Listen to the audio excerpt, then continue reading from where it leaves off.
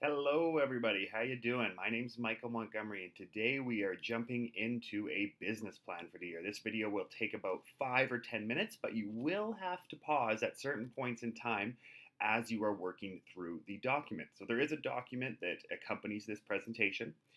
You'll have to move through it and then there will be times where you have to pause it and work through your numbers. So let's jump right in. The Renzo business plan is we do want to look at the difference between a goal and a plan. They're both really important. A goal is something that you have in mind and you really want to go out there, you want to achieve it, and that's awesome. That's super, super awesome, and that's what makes that part of the business plan. But then we also have to reverse engineer that goal with a plan, or else you just have the goal and you don't really have any plan of action or any road or map to get there. So the whole idea here is that we are acknowledging our goals, but then we are also jumping into a plan on how we can achieve that. So what makes the business plan what it is it is system-based, it is repeatable, it's customized to you, the individual, which is very important because depending on where you want your sources of business to come from and how you want to approach your business planning, it needs to be customized to you specifically. It needs to be repeatable and systems-based, and it also needs to be following steps will equal a result. So that way you're setting yourself up for, if I follow this plan, if I do these things on a daily basis, then I get X result, which is perfect. I think that's what we all need in real estate, and oftentimes we just wait for business to come to us instead of being actively out there searching for the business. So this is if you're doing this at the time of a new year or a time when it's exciting, maybe you're first getting into the industry, a lot of times we're excited and we're pumped up and we're enthusiastic and we are ready to go. However, that enthusiasm will dissipate at some point. It will go down. You can lose your motivation, and that's oftentimes where these plans tend to fall apart on people because they're very excited. They have the plan, they're ready to go. They do it for a few weeks, and then just by the human nature, we become less excited about it and we can fall off. So we're going to jump into 4 ways that you can make sure that you stay enthusiastic about your plan and you can maintain your motivation. So to maintain the motivation, you need to have a very clear plan/goals. So if you're just throwing darts in the dark, it's going to be pretty tough to stay motivated for that because you don't really have any direction. We need to understand that there's going to be some uncomfortable times in real estate that we're going to have to deal with, whether we're door knocking, whether we're cold calling, whether we're having difficult conversations with other agents or with our own clients. So we have to understand that we're going to have to embrace discomfort. Surround yourself with positivity. Now, this has never been easier than it is now, and that can be done with podcasts, with books, with audiobooks, with YouTube videos, with people, of course, but if you're in the car, you're driving around, you're showing clients places, that sort of thing, there's ways that you can surround yourself with positivity. If you do not maintain the positivity, it can start to wear on you and it just takes away from that motivation. Release yourself from your mistakes. We're all going to make mistakes. Everybody's going to make mistakes in real estate and in life and everything. We have to learn from them, let them go, and then continue on. So that's another really important thing to know is when you move forward this year, there's a very likely chance that mistakes are going to be made, and that's okay. Learn from them and keep moving forward. And something that I really think real estate is all about, it's grit and perseverance. So you have to be able to maintain that motivation and stay perseverant and gritty in the face of discomfort. So that is those 4 things. Keep in mind as you start to move forward, because you may have to look at that and say like a month's time, maybe 2 weeks time, maybe 4 months time. Now let's jump right into it. First, let's look at the year in review. If you are a brand new real estate agent, this will not apply to you. If you've been in the industry for a year or even less than a year, you can very likely jump into this. So I'm going to quickly go through this and then feel free to pause the video and go through it in your manual. So, number of closed transactions. I think that one makes sense. Listings, buyers, lease, referred, lost opportunities. So, this is if you had a listing presentation and they decide to go with another realtor or potentially a buyer and the buyer fell off the face of the earth and you can't find them anymore. These sort of things happen. So, that's a lost opportunity. GCI is your gross closed income. So, this is the number, the pure number before taxes, before expenses. It's just your GCI. You'll hear it all the time. Volume sold. For your volume sold, you are looking at if you sell two $500,000 properties, you've sold $1 million in volume. So you're adding all that up. Sources of business. Now you'll see this in your manuals. It's a longer list and you can go through it, but you'll notice at the very top, I believe we have it, past clients and sphere of influencers is probably where the majority of your business is coming from. So go through that and see where your sources of business have came from. And finally, expenses. So this one you want to go through. And the big thing you want to know about expenses, the thing that I find the most important is finding out what it costs me to run my business per month. Per month. Because then you know, and that's on a personal level and on a professional level. Because then at that point, you know exactly how many deals you're going to need to do in order to just break even. Real estate's not the cheapest industry to be in, so we need to understand our expenses. So go ahead, pause the video here, and then we will move forward. Okay, jumping back in. After you've gone through your year in review, let's work the numbers from the year in review.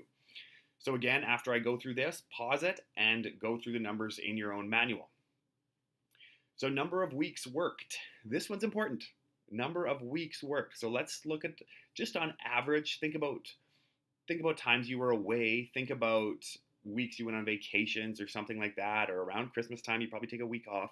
So what are the number of weeks worked? Most people are say like 45, 48 weeks, something along those lines. Days and weeks, days per week worked. So real estate agents can notoriously be very high on this, or we can be low. So I'm usually a 6 days a week, 6 days a week. Hours per day. So how many hours? And this is on average. And now you want to find out your hours worked this year. So you're going to take C times B and then multiply that by A. And then let's find out your income per hour. This is a really interesting one, just so you know what your value is. And if you're doing $5 an hour work, but you're actually worth $40 an hour, you probably want to get somebody else to do that. And you want to hire that out. Now look at your net income, so taking your GCI, subtracting your professional expenses, your monthly break-even point. So this is what we were talking about, your total expenses, your total business expenses, and find it out on a monthly basis. So you're dividing that by 12. And then the current number of people in your database. Go through that. Feel free to pause the video right now and fill those out. Moving right along. 3 big questions. What was this year's successes? Did you have some successes? Did you have something that went really, really well this year? And everyone will have it. Even if you're brand new, a success would be, hey, I got my license. So what are the year's successes? What's something you struggled with this year? And then number 3, a very interesting question is, I know I will be super successful next year, 2018, 2019, whatever the year is.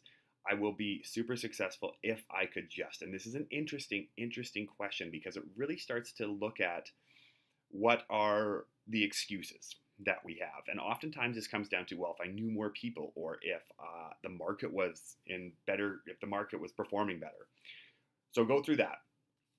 Pause the video, and then we are going to move into the new year. And this is page 5 in your manual. So this is from the Millionaire Real Estate Agent. You'll see this. And this is telling you basically what your net income is based on your GCI. So this is Gary Keller from Keller Williams, and this book is amazing, The Millionaire Real Estate Agent. Tons of great information in this. This table is very interesting because what you're looking at is, look, if you want to net $100,000, then your GCI has to be $240 because you have cost of sale, so COS, cost of sale, and your expenses at almost 30% for both of those. So again, this is showing you that you're running a business. It's nothing more than information's sake at this point, but it's just showing you that yes, you are running a business, and it's not that GCI equals your income, because that's a mistake that a lot of real estate agents make, and it can be an issue down the road. Okay, moving along. Page 6, let's look at our goals. Most of this should be pretty straightforward, but we'll go through it really quickly. And then again, of course, pause the video. Your goals, 2018. What is your GCI goal for 2018? Is it 75,000? Is it 100,000? Is it 200,000? What is your GCI goal?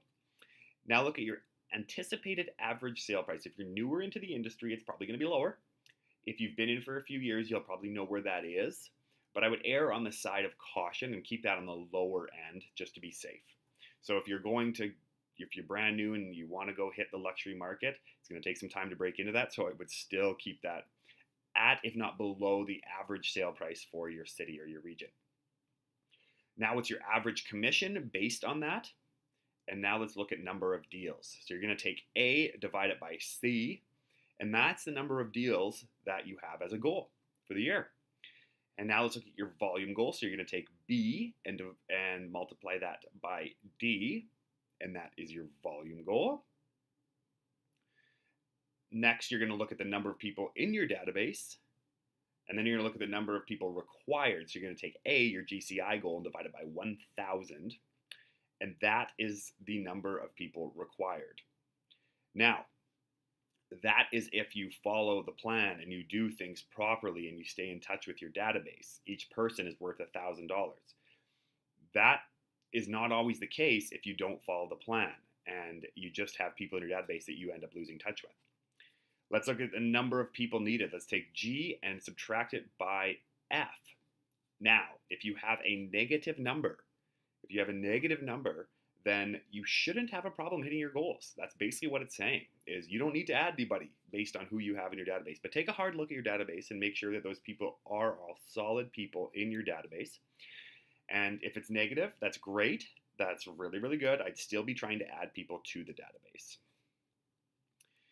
Okay, next, we're looking at number of conversations about real estate this year. So take E, and multiply that by 50.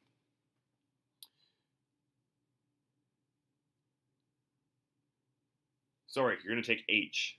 That's inaccurate. That should be H. Or else you're going to get a wildly high number.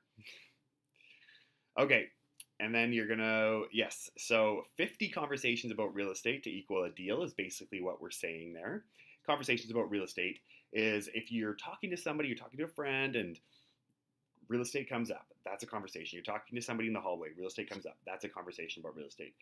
People often ask, what does that mean? And I think you know it when you see it. Are you having a conversation? I even include emails. If you're having a back and forth over email, I consider that a conversation about real estate too. Number of weeks you plan on working, and be honest with yourself here. Number of days in the week you will work, I recommend no more than 6. Number of days worked this year, take J times K, and then your number of conversations about real estate per workday this year, I divided by L. Very interesting number. If that number is higher than, say, 10, 15, even if it's approaching 20, that's going to be pretty tough. That's going to be pretty tough unless you're doing a lot of outbound cold calling, door knocking, that sort of thing. So I like to say, to keep it realistic and make sure that you don't get discouraged because you're not hitting your numbers, is have that at max 15. That's 15 conversations every single workday. That's a lot. Number of people you will need to meet this year. So for every 45 people or so, or 35 is what we have here in the calculation, but you could go for 45 or 35, depending on how long you've been in the industry. If you're newer, it's going to be closer to 45. If you've been in a while, then very likely that's going to be a little bit lower. And that's how many people you're going to need to meet this year. Okay. Pause it right there and go through those goals. Okay, we're back. Now let's look at buyers and sellers. So what percentage of deals do you want to be buyers? What percentage do you want to be sellers? Buyer transactions. So now you are taking your transaction goal So that is your number of deals, which in your manual is D under your goal. So you are multiplying that by the percentage. So you want to know how many buyer transactions, how many seller transactions. E and F is a very interesting one, just because every appointment you go on, you're not necessarily going to get the listing or the buyer. But this is straight from Millionaire Real Estate Agent as well, these numbers. And oftentimes with a seller, they're interviewing more than one agent, so your chances are going to be a little bit less. Buyers, it's usually okay. They were referred to you, so they're using you. So that's why those numbers look like they do. You're going to need more seller appointments to get a seller deal done than a buyer appointment. Add up your total number of appointments right there. Appointments you need to set per month, buyer appointments per month, and seller appointments per month. And then pause the video. Sources of business. Now, according to Tom Ferry, you should have 4 to 5 sources of business. And these are all ones that I find that work quite well, really. In your manual, you'll see that sphere of influence and past clients is already circled for you, because that will very likely be your greatest source of business. And go through there and see if you can pick 4 or 5 other ones. Maybe you have ones that are not on there. There are some things like door knocking, door knocking plays into geographical farming too, but it can also just be a total source of business and a strategy that you're going to door knock. Shoot for 4 to 5 of those. If you're newer, or if you're more experienced, you may have a little more, you may have a little less, but really shoot for that 4 to 5-ish. If you're brand new, then probably 4 is the right number to go with. Feel free to pause it, and then we'll move right along. Lead gen.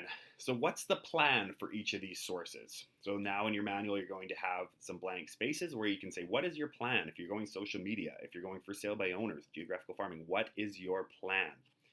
And right off the top here, since we already filled out the sphere of influence and past clients, I just put in 33 touch points this year. So what are your 33 touch points going to be? An 8x8 plan. Both of these are from Millionaire Real Estate Agent, 33 touch points. So a touch point is how many times they need to hear from you, and Gary Keller says 33.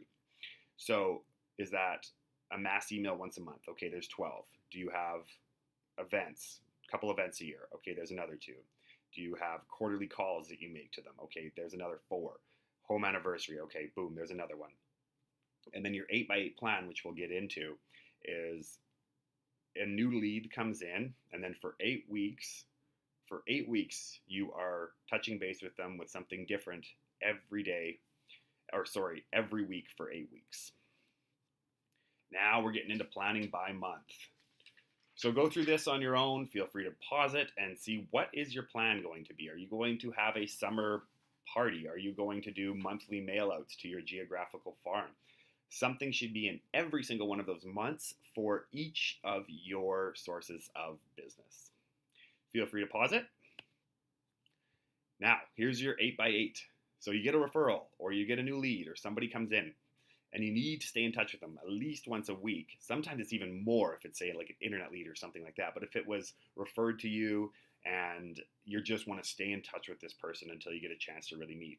Here's an example of one of these items you can send out each week for 8 weeks. So maybe first it's an email, second week it's a call, third week it's a real estate report, 4th is a handwritten card, 5 is another email, 6 is a social ad. So whether that's Facebook, Twitter, Instagram, LinkedIn, and then a call and a text, and then 8 is an email. So have a plan for when you get a referral that comes in, because that's what you're going to be working on. So feel free to pause that, and then we are going to get in planning by day and week. Now, feel free to take this plan and use it completely. This is a plan that I would recommend. You'll see in there, more start every day with a morning routine. And then you get into your power hours. Power hours are, and we'll finish with this, but they are your prospecting time. If you're in real estate, you should be prospecting for a minimum of 2 hours. 2 hours every day. So that's why we have that, and do it first. You first get it out of the way, or else it very likely won't get done. So what can be done during power hours? We're going to get to that. And then always have some admin time. I have Market Mondays, which I call Market Mondays, and that is when I follow up with all my sellers. We have our team meetings, and then at lunchtime I'm usually on social media, liking, commenting, doing that.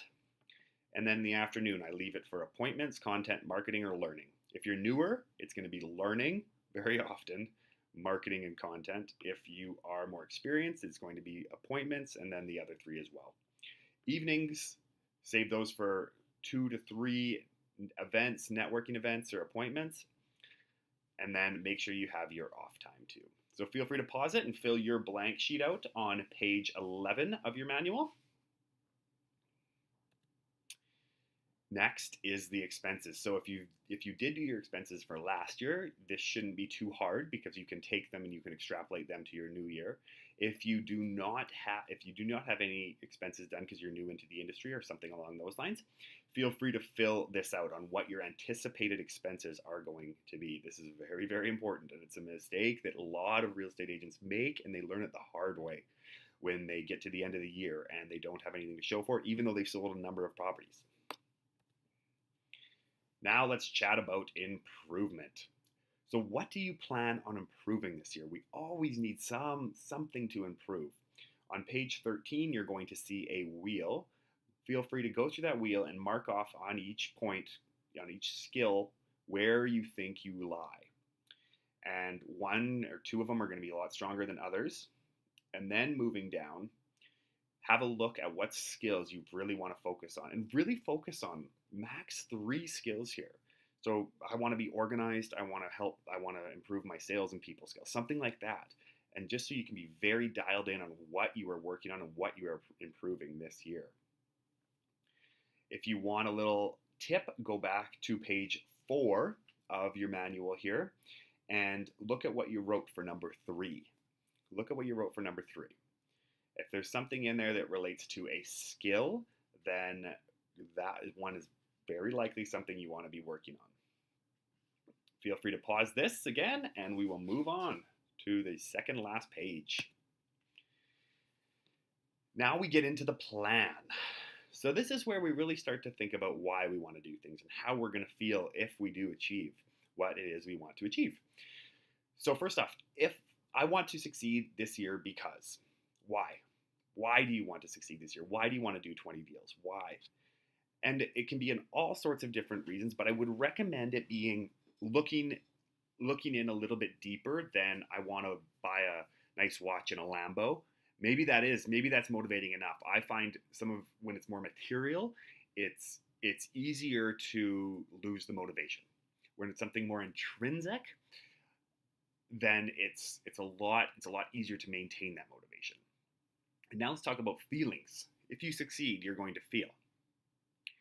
The next one is very important. If you do not succeed, it will likely be because. And oftentimes here, we can come up with a whole bunch of excuses. It will be because this, that, and the other thing. Really what that's about is if you do not succeed, most of the time, you have to take responsibility. And it's because of yourself. Not always the case, but most of the time. And now power hours. So these are things that I would consider activities that are welcome to do during a power hour time. Calling, texting, email, social messaging. So that's not just scrolling. Role playing, handwritten notes, following up with leads, door knocking, adding names to database, organizing, building your database, researching prospects for sale by owner prospecting, or reviewing or updating your KPIs or key performance indicators. So when you're reviewing and updating that, you're saying, okay, I made 5 calls today, I sent 5 emails, and I had 7 conversations about real estate. So you're reviewing that and you are checking that on a daily basis. You are making sure that you are tracking that. So that's your KPIs. And that's also your appointments and all of that. But I really like to break it down on what did I do that day from a prospecting standpoint. Next, moving on to the last page, I would recommend choosing a word of the year. It's just a nice affirmation, and whether that's discipline or organization or something along those lines, it can be very, very powerful to just lock into a word that you're really going to focus on for the year. And then your affirmation for the year, I enjoy earning whatever your GCI goal was this year. And that is an affirmation that you should be looking at every single day and writing it out every single day, ideally 25 times. Finally, if you haven't heard of this guy, he's worth looking up. He is I believe he's an ex-Navy SEAL or something like that. Very, very strong, disciplined guy. And he says we all want freedom. So we all want financial freedom, or we want freedom from health. So we want to be healthy. We want all sorts of different freedoms. However, in order to get to the freedom, you have to stay disciplined. And I think this plays in very, very well into real estate and real estate prospecting. Is we all want to have financial freedom. We all want to have these thriving businesses. However, we do have to be disciplined, and we do have to follow the plan. So if you follow the plan, the discipline will equal freedom. So go through this again, make sure that you fill out everything on here and you have a plan, and break it down to a daily plan of what you're going to do, and make sure there's 2 hours of prospecting. If you're new, you have to be learning technical skills. If you are experienced, you have to be prospecting, you have to be going on appointments, and you have to be out in the public eye. Feel free to reach out to me anytime. And if you have any questions about this, I'm always available. Go through the plan, and good luck to you. Thank you very much for watching this.